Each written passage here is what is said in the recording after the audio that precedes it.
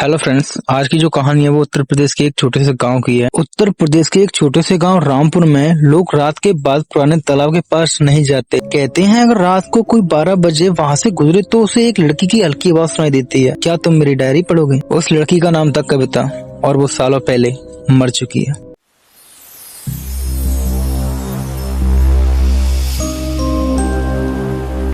रामपुर गांव में कविता नाम की एक सीधी सादी लड़की रहती थी। उसे अकेला रहना और डायरी लिखना बहुत ही पसंद। हर शाम को वो गांव के पुराने तालाब के पास बैठकर अपनी डायरी में कुछ न कुछ लिखती रहती थी। एक रात कविता घर वापस नहीं आई। उसके घर वालों ने पूरे गांव में उसे ढूंढा लेकिन वो कहीं नहीं मिली।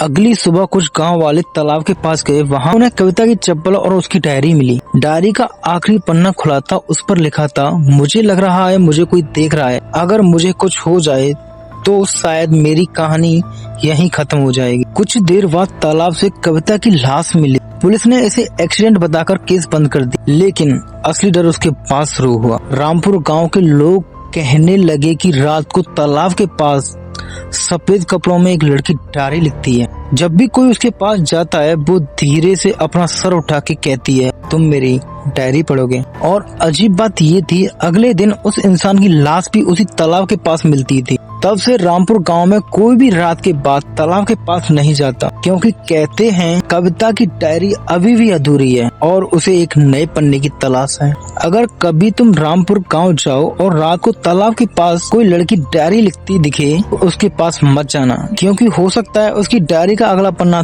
तुम्हारे नाम से शुरू हो जाए। आपको ये कहानी कैसी लगी मुझे कमेंट में जाके जरूर बताना।